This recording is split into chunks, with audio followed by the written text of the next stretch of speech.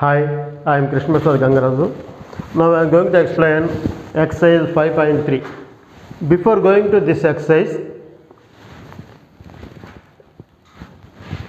in this exercise we have to find the roots.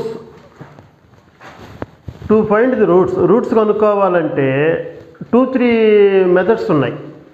ఒకటి factors కట్టే method, second one by using formula ద్వారా కూడా మనం ఈ ఎక్స్ యొక్క వాల్యూస్ కనిపెట్టచ్చు. రూట్స్ అంటే అర్థం ఏంటి? ఎక్స్ యొక్క వాల్యూస్ కనుక్కోవటం. ఇది 2-3 మెథడ్స్ ఉన్నాయి. One method is by using formulas. Already we did so many sums. ఇప్పుడు రెండో మెథడ్లో వెళ్తున్నాం అనమాట. ఆ రెండో మెథడ్ ఏంటంటే బై యూజింగ్ ఫార్ములా.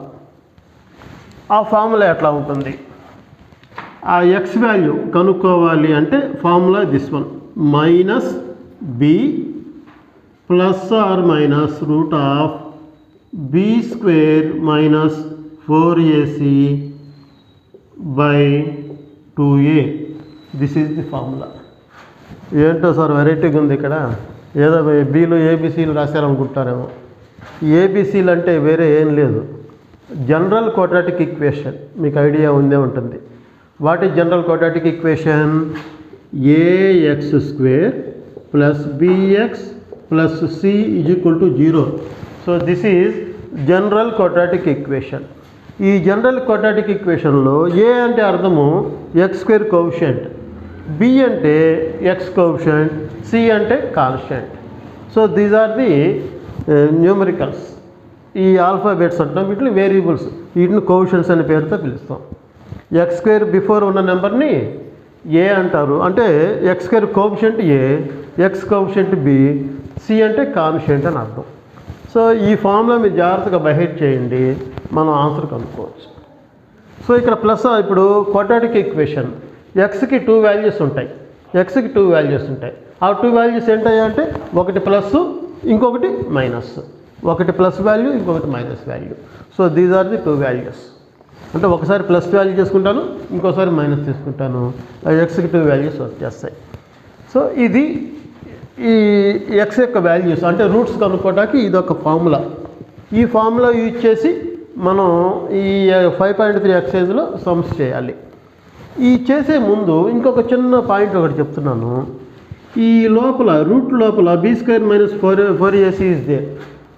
దీనికి అంటే ఈ బి స్క్వేర్ మైనస్ 4acని ఏమంటారంటే డిస్క్రిమినెంట్ అనే పేరుతో పిలుస్తాం. డిస్క్రిమినెంట్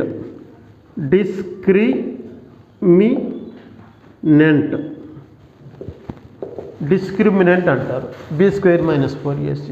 ఎందుకు దీనికి సపరేట్గా ఒక నేమ్ ఇచ్చారు అంటే దీనికి ఒక చిన్న ఇది ఉందన్నమాట, దీనికి ఒక చిన్న ఇంపార్టెన్స్ ఉంది. ఏంటి ఆ ఇంపార్టెన్స్? ఈ ప్లస్ ఆర్ మైనస్ ఎక్స్కి 2 వాల్యూస్ ఉంటాయి కదా, ఆ 2 వాల్యూస్ ఈక్వల్గా ఉంటాయా, అన్ఈక్వల్గా ఉంటాయా, అసలు ఉండవా అని చెప్పటానికి ఈ డిస్క్రిమినెంట్ మీకు హెల్ప్ చేస్తుంది. ఇది బిట్స్లో కూడా important. The discriminant is dash అని ఇచ్చేస్తారు. We have to write b square minus 4ac. So this is important formula. కాబట్టి ఈ డిస్క్రిమినెంట్ వల్ల మనకి ఏంటయ్యా ఉపయోగం అంటే, ఈ ఎక్స్ వాల్యూస్ 2 ఉంటాయి, ఆ 2 ఈక్వల్గా ఉంటాయా, అన్ఈక్వల్గా ఉంటాయా, అసలు ఉండవా అనే విషయం మనకి దీని మీద ఒక క్లారిటీ వస్తుందన్నమాట. కాబట్టి ఇప్పుడు దాని విషయం చూద్దాం. ఈ డి స్క్వేర్, దీన్ని డిస్క్రిమినెంట్ని డి అనే లెటర్తో రాస్తుంది జనరల్గా. ఈ వాల్యూ కనుక డి అనబడే వాల్యూ గ్రేటర్ దాన్ 0 ఉందనుకోండి. గ్రేటర్ దాన్ 0 అంటే అర్థం ఏంటి? ప్లస్ వాల్యూస్ కనుక ఉంటే అప్పుడు మనం ఏం చెప్పచ్చు అంటే ఎక్స్కు ఉన్న 2 వాల్యూస్ అన్ఈక్వల్, డిఫరెంట్గా ఉన్నాయని చెప్పచ్చు.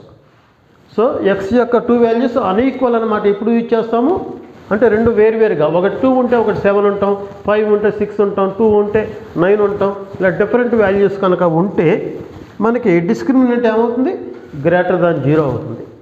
డిస్క్రిమినెంట్ ఎప్పుడైతే గ్రేటర్ దాన్ 0 అయిందో we say that the roots are real and unequal. Real అంటే ఉన్నాయి, అండ్ అన్ఈక్వల్ డిఫరెంట్గా ఉన్నాయని అర్థం. ఎప్పుడు ఇది డిస్క్రిమినెంట్ ప్లస్ వాల్యూ వస్తే, అంటే గ్రేటర్ దాన్ 0 కనుక అయితే.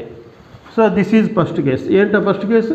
డిస్క్రిమినెంట్ గ్రేటర్ దాన్ 0 అయితే the roots are real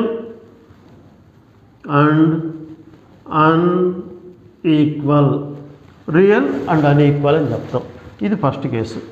second one, discriminant కరెక్ట్గా 0 ఉందనుకోండి. ఈ వాల్యూ కనుక మనం ఫైండ్ చేస్తే ఎగ్జాక్ట్లీ 0 వచ్చిందనుకోండి, అప్పుడు ఏం చెప్పచ్చు అంటే ఈ రూట్స్ ఎక్స్ యొక్క వాల్యూస్ ఈక్వల్గా ఉన్నాయన్న. ఈ వాల్యూ 0 అయిపోతే ఏమి ఉండదు, -b ఒకటే ఉంటుంది. కాబట్టి 0 ఎక్స్ డిస్క్రిమినెంట్ కనుక 0 అయితే roots are real and equal అనే మాట మనం చెప్పచ్చు. అంటే ఎక్స్కి 2 వాల్యూస్ ఉంటాయి, ఆ 2 వాల్యూస్ ఈక్వల్గా ఉన్నాయని అర్థం. అంటే 2గా లేవు, అక్కడ ఒక వాల్యూనే కనిపిస్తుంది మీకు. ఒక వాల్యూ ఉందంటే అర్థం ఏంటి, ఆ 2 ఈక్వల్గా ఉన్నాయని అర్థం. ఎప్పుడు ఈ డిస్క్రిమినెంట్ కనుక 0 అయితే, ఈ డి వాల్యూ 0, డి అంటే b² - 4ac వాల్యూ కనుక 0 కనుక వస్తే we say that the roots are real and equal. ఇంకా థర్డ్ వన్, చాలా ఇంపార్టెంట్ పాయింట్స్ ఇవన్నీ. ఈ డిస్క్రిమినెంట్ <0 అంటే మీనింగు నెగిటివ్ వాల్యూస్ ఉన్నాయనుకోండి. నెగిటివ్ వాల్యూ వస్తే అసలు ఎక్స్ యొక్క వాల్యూస్ రియల్గా లేవు అని అర్థం. X values are not real, నిజంగా లేవు అని అర్థం, రియల్గా లేవు అని అర్థం. The roots of x are not real, నిజంగా లేవు అని అర్థం. మరి నిజంగా లేవంటే అర్థం ఏంటి, మన 10th క్లాస్ స్టాండర్డ్కి ఇది ఒక్కటి చాలు. అదే ఇంటర్మీడియట్ లెవెల్లో అయితే ఇమాజినరీ నెంబర్స్ అనే పేరుతో ఇచ్చేస్తారు. ఇమాజినరీ, నిజంగా లేకపోతే ఇమాజినరీ. నిజంగా ఎప్పుడు ఉండవు అంటే రూట్ లోపల నెగిటివ్ వాల్యూ కనుక ఉంటే దానికి ఆన్సర్ ఇప్పటిదాకా స్టిల్ ఎవరు కనుక్కోలేకపోయారు. అండర్ రూట్ నెగిటివ్ వాల్యూ కనుక ఉంటే దాని ఆన్సర్ తెలియదు ఇప్పటిదాకా. రూట్ ఆఫ్ -16 వాల్యూ ఎంత అంటే ఏమో చెప్పలేము. మరి ఏం చెప్తాము అంటే దీన్ని రూట్ మైనస్ సపరేట్గా రాసేసి ఇంటూ √16 రాస్తున్నారు. ఈ విధంగా రాసేసి √16కి వాల్యూ ఉంది 4, దీని వాల్యూ తెలీదు మైనస్, కాబట్టి we can't say exact value ఇది. అందుకని మైనస్ వాల్యూస్ కనుక ఉంటే మనం ఏం చెప్పచ్చు, ఇదంతా మీకు అర్థం కావడం కోసం చెప్పిన ఇది ఈ మాట. నెగిటివ్ వాల్యూ కనుక వస్తే మనం ఏం చెప్పచ్చు, రూట్స్ ఆర్ నాట్ రియల్ అని చెప్పచ్చు. నెగిటివ్ వాల్యూ అంటే <0 అని అర్థం. సో ఇది దీని యొక్క కథ. కాబట్టి ఈ విధంగా మనం చేయొచ్చు అనమాట.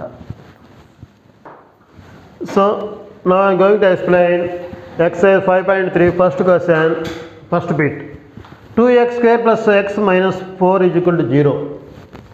Find roots of quadratic equation if they exist. Answer కనుక ఉంటే మనం దాన్ని కనుక్కోవాలట. ఏ మెథడో చెప్పలేదు, we can find x value కనుక్కోవాలంతే. మీ ఇష్టం వచ్చిన మెథడ్లో కనుక్కో, ఫైనల్గా వాళ్ళకి ఎక్స్ వాల్యూ ఇంత అని చెప్తే చాలు. నేను ఇప్పుడు ఈ మెథడ్ ఎందుకు చెప్తున్నాను అంటే ఆల్రెడీ ఆ మెథడ్ మీకు తెలుసు కాబట్టి ఫార్ములా మెథడ్ కూడా మనం చేద్దామని నేను ఫార్ములా మెథడ్ మీకు దీనికి చెప్పబోతున్నాను. ఒకవేళ find the roots of the quadratic equation by using formula method అన్నారు అనుకోండి, అప్పుడు ఈ మెథడే చేసి తీరాలి. మీరు ఇంకొక మెథడ్ చేస్తే మార్క్స్ వేయరు. ఏ మెథడ్ అయితే ఆ మెథడ్ చేయాలి. ఏ మెథడ్ అడగకపోతే we can do our choice, మన చాయిస్ పరంగా మనం ఆ సమ్ చేయొచ్చు అన్నమాట. కాబట్టి ఇప్పుడు ఈ సమ్ చేయబోతున్నాను. ఫస్ట్ ఇచ్చిన క్వశ్చన్ రాసుకుంటున్నాను. 2x² + x - 4 = 0. సో దీనికి మనకి ఫార్ములాలో ఏంటి, ఏబిసిలు ఉన్నాయి, అంటే జనరల్ ఈక్వేషన్ ఉంది. కాబట్టి దీన్ని జనరల్ ఈక్వేషన్తో కంపేర్ చేసుకుందాం. Comparing this equation with ax² + bx + c = 0. ఇక్కడ ఈ జనరల్ క్వాడ్రాటిక్ ఈక్వేషన్ గమనించండి, రైట్ సైడ్ 0 ఉంది, మిగతావన్నీ లెఫ్ట్ సైడే. First x², x constant. ఇప్పుడు ప్లేస్లో కంపేర్ చేసుకోండి. హియర్ a = 2, b = xకి బిఫోర్ x, b ప్లేస్లో ఏం లేదు, ఏం లేకపోతే 1 ఉన్నట్టు, c ప్లేస్లో -4. ఒకవేళ మైనస్ ఉంటే ఆ మైనస్ కూడా మనం రాసుకోవాలన్నమాట. We have to write this minus also. So ఇది ABC value. Already you know the formula. X is equal to what is the formula? Minus b plus or minus root of b square minus 4ac by 2a. ఈ equal to అనేది కరెక్ట్గా ఈ line దగ్గర ఉండాలన్నమాట. ఇది ఒక rule గుర్తుపెట్టుకోండి. X is equal to ఈ లైన్ ఉండాలి, above this one below this one numbers ఉండాలి. సో ఈ విధంగా చేసిన తర్వాత ఫస్ట్ ఈ రూట్ లోపల వాల్యూ కనిపెడదాం. ఈ రూట్ లోపల వాల్యూకి ఒక నేమ్ ఇందాక మనం మాట్లాడుకున్నాం. ఏంటది? డిస్క్రిమినెంట్ అంటారు. Discriminant comma d is equal to b square minus 4ac. Discriminant comma d is equal to b square minus 4ac. B అంటే ఎంత ఇక్కడ? 1.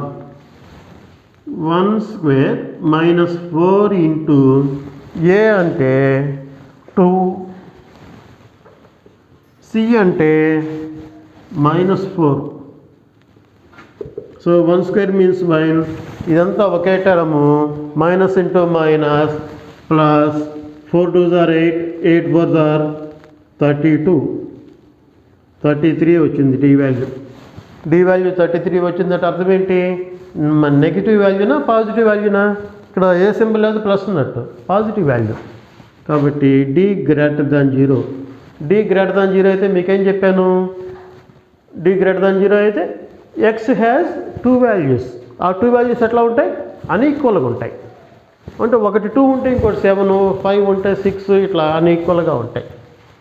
సో ఏం రాస్తాను?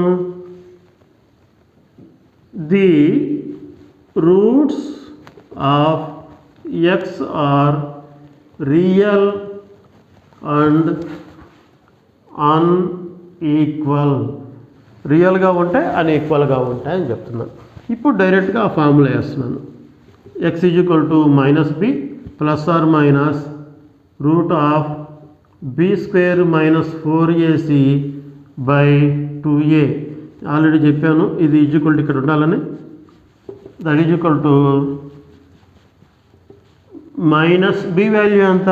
B value 1 plus or minus root of b square 1 square minus already ఈ value ఇందాక మనం కనుక్కున్నాం కదా.